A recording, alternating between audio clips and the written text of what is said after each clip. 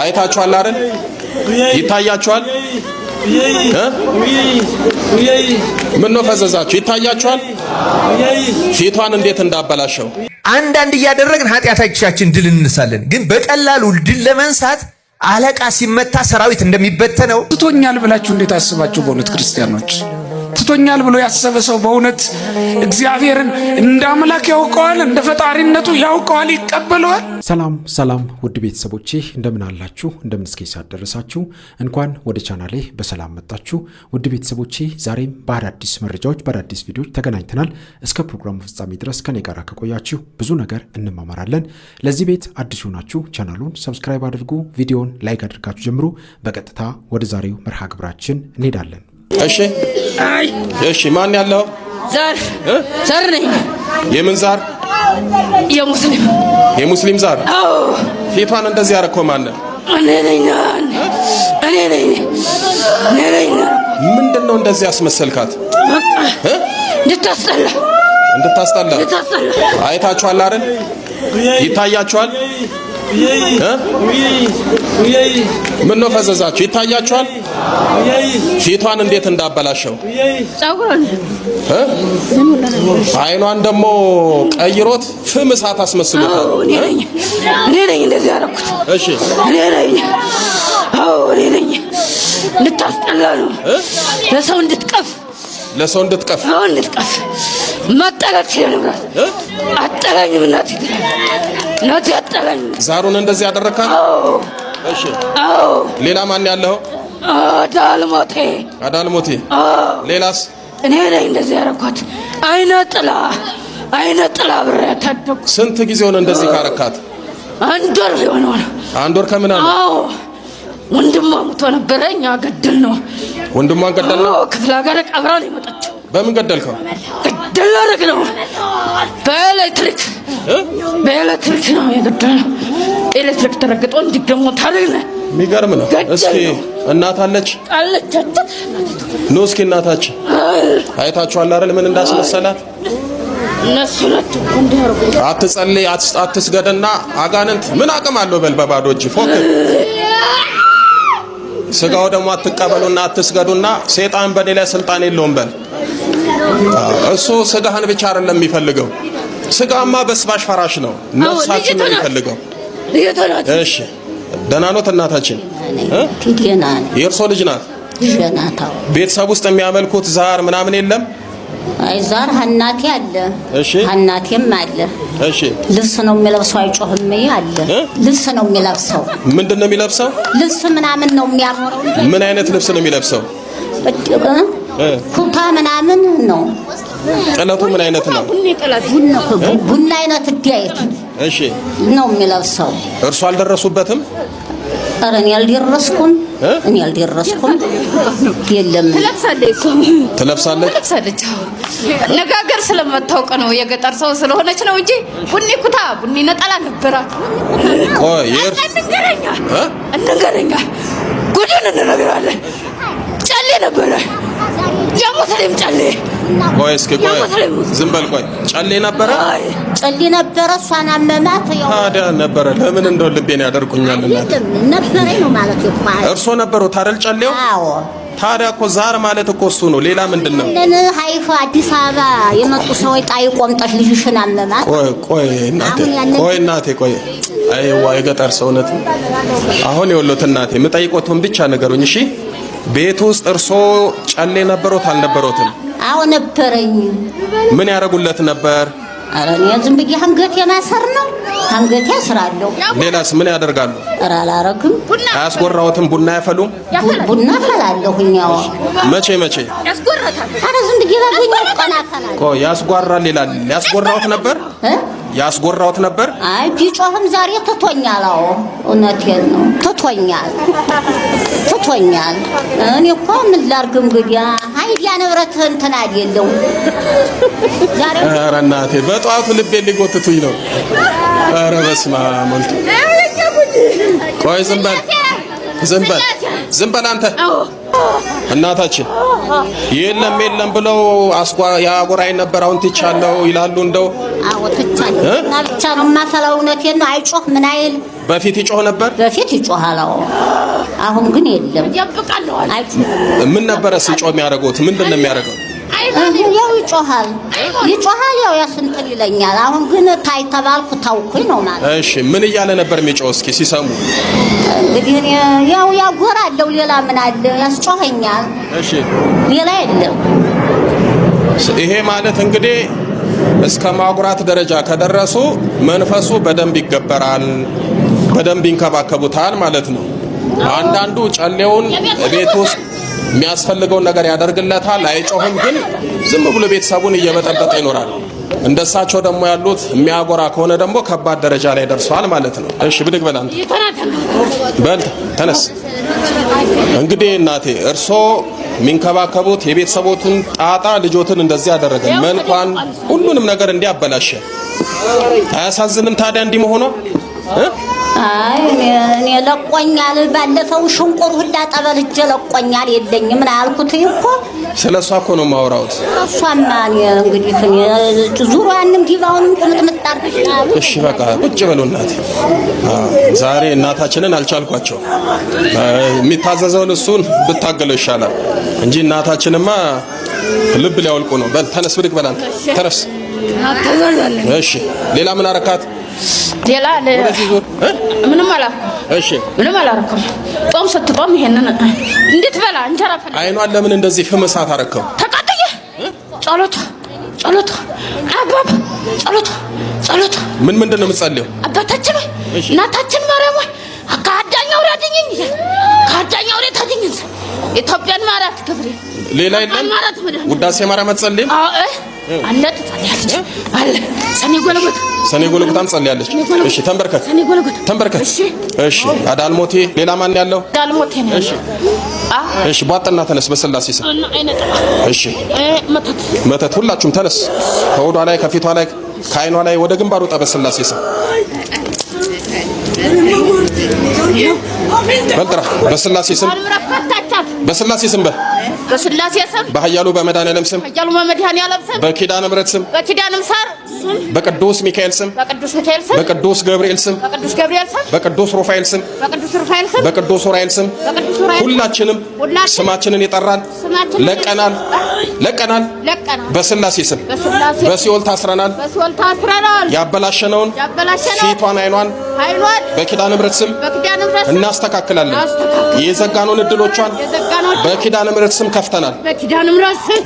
ሰባት የጮናታ ተለበል አጉራና ወጣ እንደለመደ ምን ይዘው እንድንይዝ ሆነን መዘጋጀት ስንጀምር እግዚአብሔር በሚሰጠን መጠን ሁሉ ነው የምናገኘው። ዘርን ሁሉ ታመለክታለች።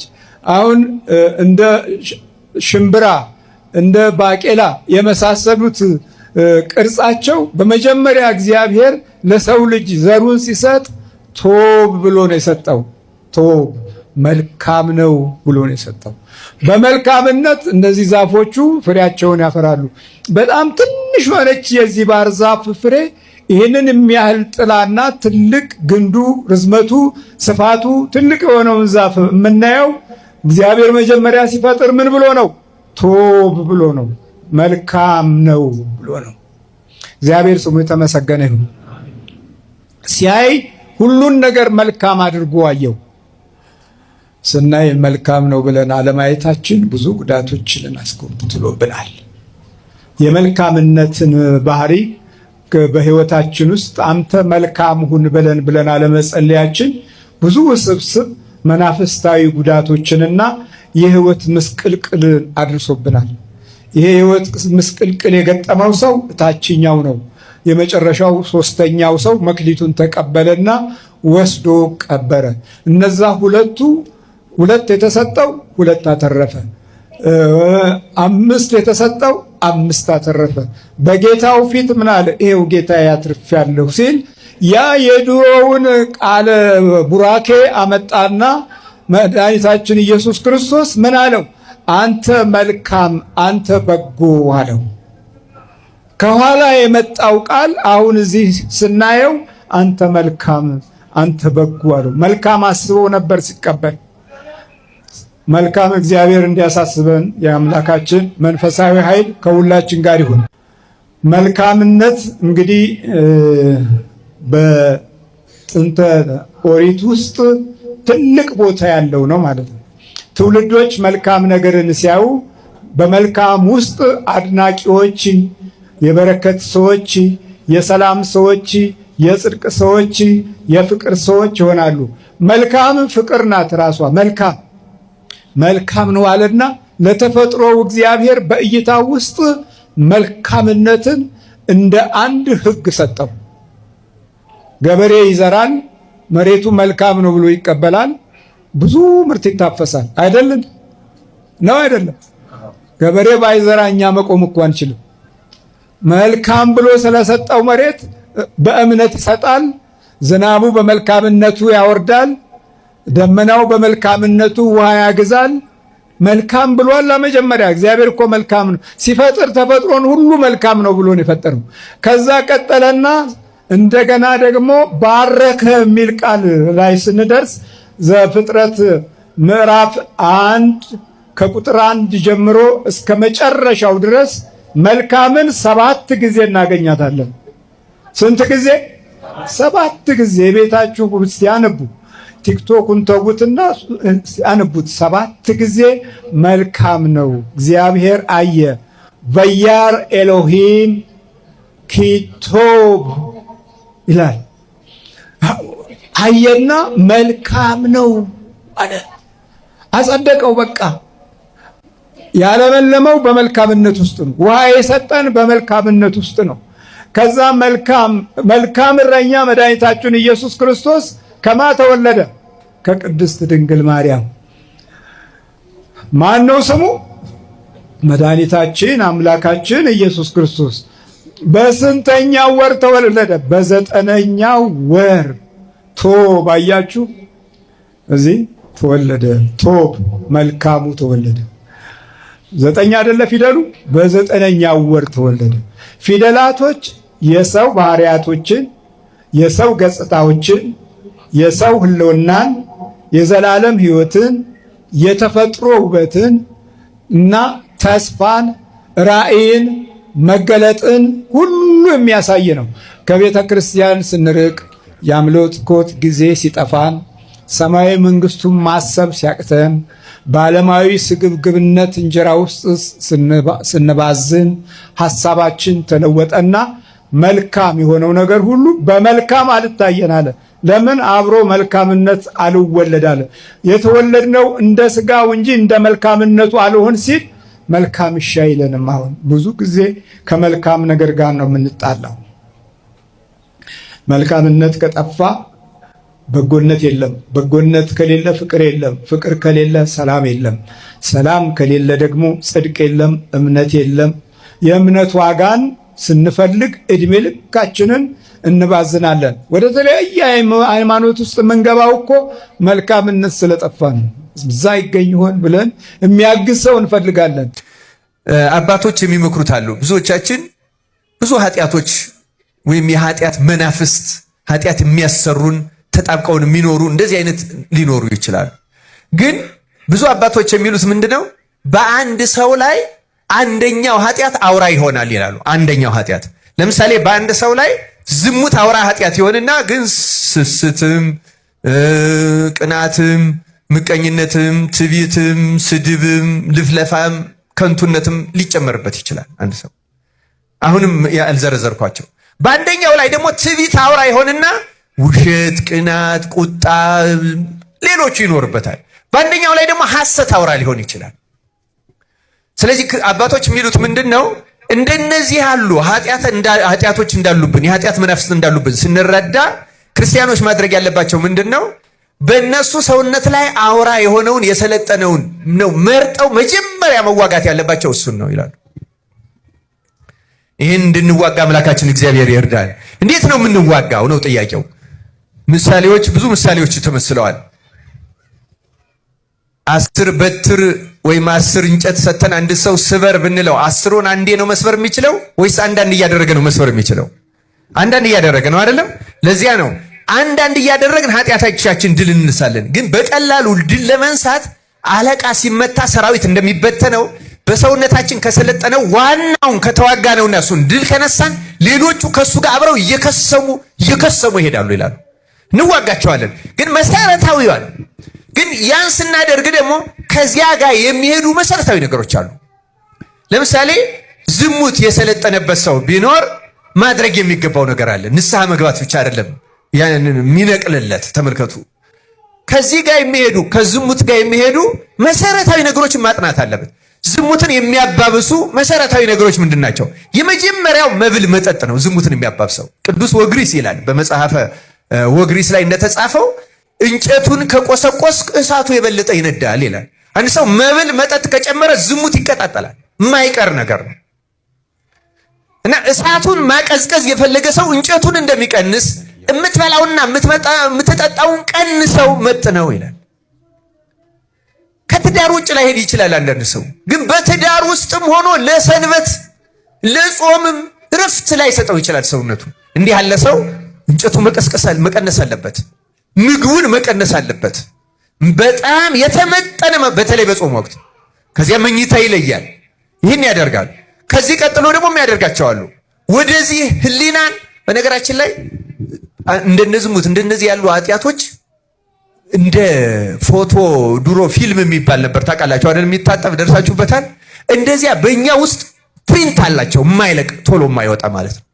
በዝሙት የወደቀ ሰው ትዝታ አለው በዝሙት ከወደቀበት ሰው ጋር እና የሆነ ቀን ይቀሰቅስበታል አውቆ ሰይጣን ትንሽ ድክመት ሲያገኝ የኃጢአት ጣዕሟ ከፍ ያለ ስለሆነ ያን ጣዕም እያስታወሰ ይቀሰቅስበታል።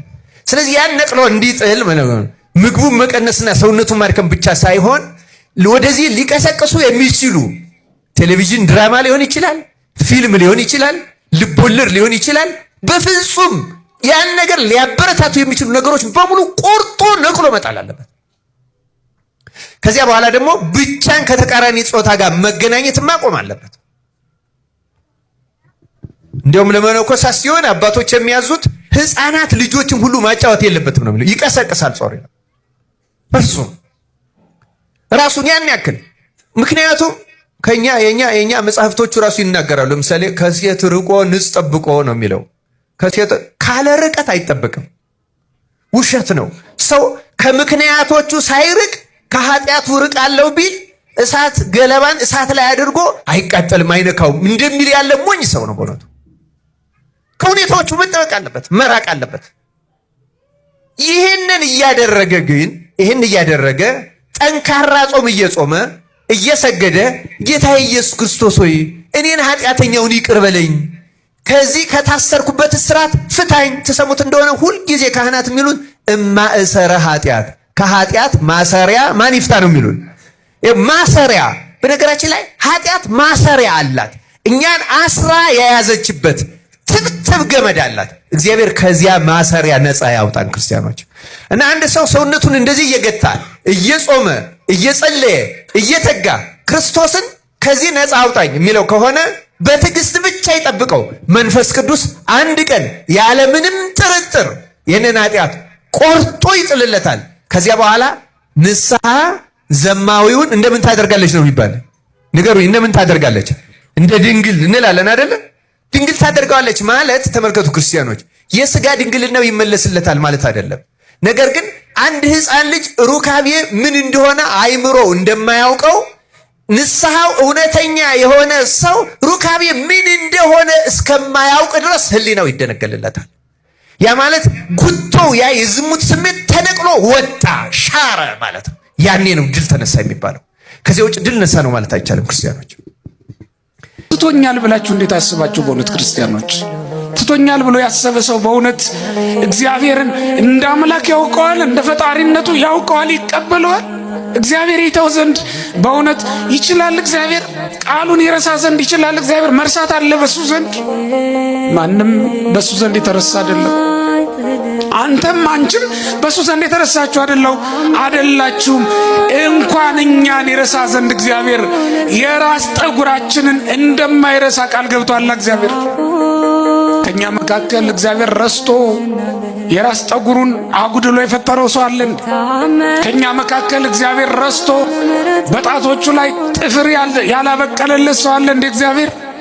ከኛ መካከል ረስቶ እግዚአብሔር ዓይን ያልተከለለት ሰው አለ እንዴ? ከኛ መካከል ረስቶ እግዚአብሔር አካል ያጎደለበት ሰው አለ እንዴ? ይህን ያክል የማይረሳ ከሆነ እግዚአብሔር ረስቶኛል ብላችሁ እንዴት አስባችሁት? በእውነት ክርስቲያኖች ስለራበን፣ ስላመመን፣ ስለደከመን፣ ስለጎደለብን ረሳኝ ብለን እንዴት እናስባለን? እግዚአብሔር ረስቶ ተሳስቶ ፀሐይ ዘግይታ ታውቃለች? እስኪ ንገሩኝ፣ ዘግይታ ታውቃለች? አታውቅም። እግዚአብሔር ረስቶ ተሳስቶ ፀሐይን ያለ ጊዜዋ በሰማይ ላይ ትቷት ያውቃል? ጊዜዋን አይታ ጠብቃ ትገባ አይደል እንዴ? ይህን እኮ እንደ ትራፊክ መብራት አንድ ጊዜ ሲስተሙን አጀስት አድርጎ ትቶት ይሄድ አይደለም። እግዚአብሔር አዘጋጅቶ ትቶት ነው አይደለም። በየቀኑ ይመግባል፣ ሳይረሳ ሁሉን ያሰናዳል እግዚአብሔር። በአንድ ጊዜ ብቻ ነው እንደ ምድር በዕለተ ሰሉስ እጽዋትን እንታበቅል የታዘዘችው? ዛሬስ ታበቅል የለም እንዴ? እጽዋት እንዲያብቡ እንዲያፈሩ ዛሬም በየጊዜው ክረምትና በጋው ነፈራርቅ የለ? እግዚአብሔር ረስቶት ክረምቱን እንዳስገባው ትቶት ያውቃል? ተኝቶ ያውቃል? ዘንግቶት ያውቃል? በጊዜው ክረምቱ ይመጣል፣ በጋው ሲመጣ ደግሞ ዝናቡ ይቆማል። ደመናት የሚመጡት በጊዜያቸው ነው። ውሃ የሚቀዱት በታዘዙበት ጊዜ ነው። ደመና እኮ ዛሬም አለ፣ የበጋ ደመና ግን ውሃ ቀድቶ ከውቅያኖስ ውሃ ጠልፎ አምጥቶ በምድር ላይ ሲያፈሳ እንመለከተውም። ለምን? እግዚአብሔር አይረሳማ፣ በሰዓቱ ነው የሚያደርገው። አይረሳሽም፣ አይረሳህም። እግዚአብሔር አይረሳንም፣ አይተወንም። እግዚአብሔር እንዲህ ያለ የታመነ አምላክ ነው። አይረሳንም በሉ ክርስቲያኖች፣ አይረሳንም። መቼም ማንንም አይተውም። ቢረሳህ እኮ ነው ያለ ሰይጣን ነው። ጸሎትሽን ያልተቀበለሽ እኮ ቢንቅሽ ነው ቢተውሽ ነው ብሎ የሚናገር ሰይጣን ነው ይሄን የሚያሳስብ። እግዚአብሔር ማንንም አይተውም ክርስቲያኖች፣ የማንንም ጸሎት አይንቅም፣ ይቀበላል። እስኪ ተመልከቱት፣ በበረሃ ያሉትና አቡነ አሮን ፀሐይ ትቁምልን በሰማይ ብለው ጸለዩ፣ ተቀበላቸው። በከተማ ያሉት ሕዝብ የሚመሩት በስልጣን ላይ የነበሩት እነ ኢያሱም ፀሐይን ጨረቃን አቁምልን አዘግይልን ብለው ለመኑ፣ ተቀበላቸው። ኢያሱ ባለ ትዳር ነው፣ የልጅ አባት ነው፣ ባለ ሚስት ነው። አሮን ደግሞ መነኩሴ ነው፣ ባህታዊ ነው። የባህታዊውን ጸሎት ከዓለማዊው ጋር እኩል የሚሰማ እግዚአብሔር። አቡነ ገብረ መንፈስ ቅዱስ ባህታዊ ናቸው፣ በገዳም የሚኖሩ 562 ዓመት እህል ሳይቀምሱ እግዚአብሔርን ያገለገሉ ሰው ናቸው። ሌሊት አይተኙም፣ ቀንም አያርፉም። ሌሊትና ቀን ሳይቆሙ እንደቆሙ ሳያርፉ ያገለገሉ ጻድቅ ናቸው። 562 ዓመት እንደቆመ ሳያርፍ ያገለገለው ባህታዊ የለመነውን ጸሎት እንደሰማ ሁሉ አብርሃምንም ጸሎቱን ተቀብሎታል። ተመልከቱት፣ አብርሃም ከሚስቱ ከሳራም አልፎ ከአጋር ልጅ የወለደ ሰው አይደል እንዴ?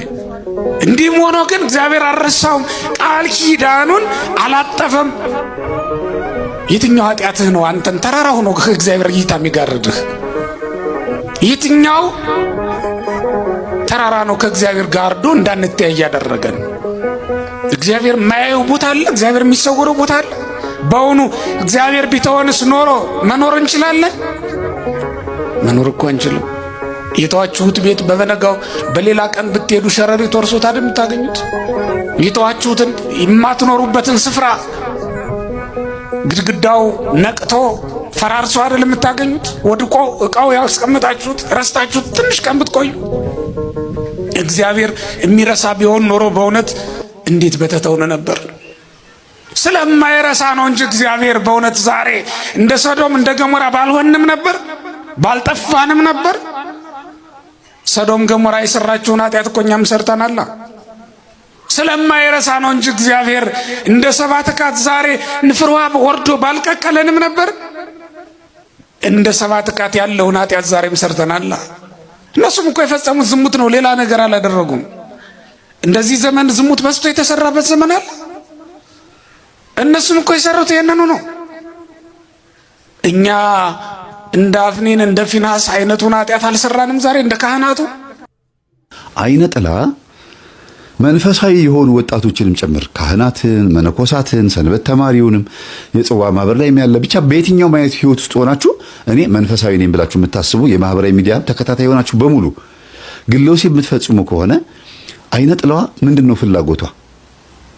አንደኛ ውጪ ሄጄ ከማመነዝር ሴት ጋር ሄጄ እንድትከምል እዚህ ለጊዜው እግዚአብሔር ከዚህ ነገር ይገላግለኛል ብለው ይጀምሩታል። አንድ ገዳምም ያሉትም አንዳንድ የካቶሊክ ገዳማት ይቅርታ እስከ መጠየቅ የደረሱት መነኮሳቶቻቸው ማለት ነው ቄሶቻቸው ወይም ደግሞ የነሱ ባህታዊ የምንላቸው ወይም ደግሞ ከሰው ጋር የማይገናኙት ይቅርታ እስኪጠይቁ ድረስ የሆነው እኮ በዚህ ምክንያት ነው። ከገዳም ስለማይወጡ በዚህ ግለ ወሲብ ተጠቅተው በካሜራ የተጋለጡ በጣም ብዙ የተለያዩ ዩቲዩበሮች ይሄንን እያደረጉ እያጋለጧቸው ራሳቸውን ያጠፉ መነኮሳትና ካህናት ሁሉ አሉ። የካቶሊክ ዶክመንተሪ ላይ ማለት ነው። ይሄዱና ገዳማት ላይ አባቴ ይባርኩኝ ምናምን ለማለት ብለው ሄደው ካሜራ ደቅነው ይመጣሉ። ከዛ ያንን ላይቭ ይለቁታል። በጣም የሚገርም ነገር ነው። እና በየገዳማቱ በየቦታው ላይ ሴትን ስለማያገኙ ወይም ደግሞ ለዚህ ነገር በጣም ሩቅ ስለሆኑ በግለ ወሲብ የሚሰቃዩም ደግሞ መንፈሳውያን ደግሞ አባቶችና እናቶችም አሉ። ይሄ መካድ የለበትም ያለ ነገር ነው። እንዴት ነው ከዚህ ነገር የምንላቀቀው? አንደኛ ስግደት አብዝቶ መስገድ። ስግደት ስለማይሰግዱ የጸሎት ህይወታቸው ሰነፍ ስለሆነ ነው ይሄ ግለ ወሲብ የሚያጠቃቸው። ስግደት ሲያዘወትሩ አንደኛ ስጋቸው ለነፍሳቸው ይገዛና እግዚአብሔርም ኃይል ይሰጣቸዋል። የእግዚአብሔር መልአክም ይቀርባቸዋል። እርኩስ መንፈሱም ይርቃቸዋል። ግለ ወሲብ የሚያሰራቸው መንፈስ ይርቃል ማለት ነው። ሁለተኛ ነገር ደግሞ እግዚአብሔር ሆይ ይቅር በለኝ ብለው በሚሰግዱበት ሰዓት እግዚአብሔር ይቅርታውን መልሱን ይመልስላቸዋል። በዛ ደስተኛ የሆኑና ምህረት አግኝቻለሁ የሚል ድጋሚ ወደ ኃጢአት አልመለስም የሚል አእምሯቸውን ያሳምኑታል። በየቀኑ ቡና በመጠጣት ሱሰኛ እንደምትሆኑት ሁሉ በየቀኑ ግለ ወሲብ በመፈጸም ሱሰኛ የሚሆንበት ሁኔታ ስላለ ከዚህ ሱስ ለመላቀቅ ጥረት እያደረጉ ሲሰግዱ እየረሱት ይመጣሉ። ለምን? በጸሎትና በስግደት ቢዚ ስለሚሆኑ ማለት ነው። ሌላው ከህብረተሰብ ከሰው አለመራቅ ደግሞ ወደ ከተማ ውስጥ ያላችሁ መንፈሳውያን ወንድሞች ደግሞ ብቻችሁን አለመሆን። ብቻችሁን የምትኖሩ ካላችሁ ደግሞ በተደጋጋሚ ጸሎት ክፍል እየገባችሁ እየጸለያችሁ ከስራ እንደመጣችሁ ቢዚ የሚያደርጋችሁ የቴሌቪዥን ፊልም ማየት ይሻላል። ፊልም አይታችሁ ከዛ በኋላ ስብከት አይታችሁ ከዛ ጓደኞችም ካሏችሁ ደግሞ ፍቅረኛም ካለ ደግሞ ከፍቅረኛ ጋር ደግሞ እንደዛ ነው የሚሻለው። ለብቻ አለመሆን። ለብቻ በምትሆኑበት ሰዓት ሻወር ቤት ረጅም ሰዓት በምትቀመጡበት ሰዓት የሚመጣ ኃይል አለ፣ የሚመጣ መንፈስ አለ። በላሁን ጀምር አሁን ብቻ ነው አይደል እያለ ይወጣውጣ በቃ አይምሮን ይወሰውሰዋል። ልክ እንደዛ አይነት ስሜት እንዳይሰማ ቶሎ ብሎ ከሰው ጋር መቀላቀል። በግል ክፍል ውስጥ ተቀምጦ ቤተሰብ እዛ ተቀምጦ ግል ክፍል ውስጥ ቆልፎ አለመቀመጥ፣ ለመተኛት ብቻ ወደ ክፍል መግባት ወይ ለመጸለይ ብቻ መግባት። ይሄ እንዳለ ሆኖ ደግሞ ሌላው ስንሰግድ ኃይል እንድናጣ ነው አይነ ጥላ ወይም ደግሞ ይሄን ግለ ወሲብ የሚያስፈጽመን የዝሙት መንፈስ ግለ ወሲብ የሚያስፈጽመን ኃይል እናጣለን። ለእግዚአብሔር አንሰግድም፣ ጎንበስ ቀና አንልም፣ እምቢ አለኝ እንላለን። 12 መስገድ አቃተኝ። አረ እንዴ አለ እኮ ስንት ማያሰግድ እኮ ዲስክ መንሸራተት አለ፣ ሪህ የሚባል አለ። አጠቃላይ ጎንበስ ብዬ ቀና ስል ራሴን ያመኛል። ብዙ ምክንያቶች አሉ አይደል? ከሁሉ የሚብሰው ግን ይሄኛው ጉዳይ ነው። ኃይል ማጣት፣ ለመስገድ ገዳማት ለመሄድ ቆሞ ለማስቀደስ ረጅም ሰዓት ቆሞ ለማስቀደስ ለእነዚህ ነገሮች ኃይል እንድናጣ አይነ ጥላ መንፈሳዊ ከሆኑ በኋላ እንኳን ራሱ ይሄን ነገር እንዳይቀር ልታረግ ትችላለች እና ለእግዚአብሔር በቂ የሆነ መስዋዕት እንዳናቀርብ ታደርጋለች ማለት ነውና የኔም ተራ ይቅርብኝ ይል የነበረው የድሮውን ዛር ታስታውሳላችሁ። ሳስተምር ቤተክርስቲያን እናቶቻችን አስቀድሰው ሲወጡ ሳር ገዝተው ቡና ገዝተው ዕጣን ገዝተው መተው ደግሞ ቤት ውስጥ ደግሞ ለዛሩም ደግሞ ተረኛውን እንደዛው ቅዳሴ ይቆሙለታል። እዛም ለእግዚአብሔር እዚህ ደግሞ ለከራማው ለዛሩ ማለት ነው። በወጣቱም ላይ የሚታየው ይሄ ነው። በአንድ በኩል መንፈሳዊ ናቸው፣ በአንድ በኩል ደግሞ ግለ ወሲብ ይፈጽማሉ። ለምን ሲባል አጅሬው ሁለቱንም ይፈልጋል። ያኛውንም አይቅርበት ዝም ይልሃል። እዚህ ጋር እንደምታረግ ስለሚያውቅ ያኛውን አይነካህም። ኃጢአት የምትሰራ ከሆንክ ወይም ኃጢአት የምትሰሪ ከሆንሽ በሌላ በኩል ላይ ተንኮል ካለብሽ፣ ግለ ወሲብ ችግር ካለ፣ የዝሙት ችግር ካለብሽ፣ ብቻ በአጠቃላይ የሆነ ድብቅ ኃጢአት ካለብሽ መንፈሳዊ ሕይወትሽን አይነካም። ለምን? እንደዚህ እንደምታረጊ ስለሚያውቅ ይሄኛውን ነገር የሚጠብቀው ከዛ ጸሎትሽ እንደማያደርግ ያውቃል። ለምን? አይምሮሽ እዚህ ጋር ኃጢአት እየሰራሽ መንፈሳዊ ጨዋታ ስለምትጫወቺ በጥርጣሬም ነው የምትጸልዪው። በኃጢአተኝነት ስሜት ነው ወይም ደግሞ እግዚአብሔር ይሰማኛል አይሰማኝም፣ እንደው ባልሄድ ይሻለኛል፣ ዝም ብዬ እኮ ነው የምመላለሰው በሚል ስሜት ስለሆነ አያደርግም ጸሎቱ። ይሄን ስለሚያውቅ ሰይጣን አይነካም። በራስሽ ጊዜ እንደምትቀሪ ያውቃል። እዚህ ጋር የራሱ ተራ እንደማይቀር ያውቃል። ልክ መስገድ፣ መጾም፣ መጸለይ ስትጀምሩ ስጋችሁ መግራት ስትጀምሩ ይላል ግብር ላጣ ነው እንዴ ይላል። የዛን ሰዓት ላይ ነው ንቅንቅ ብሎ የሚጀምረው። የሌለ በቃ ቅዳሴ ላይ ሆኖ ሌላ ሐሳብ ያመጣል። ቤተክርስቲያን ውስጥ ጉባኤ ላይ ሆናችሁ የማይገናኝ ነገር ያመጣባችኋል።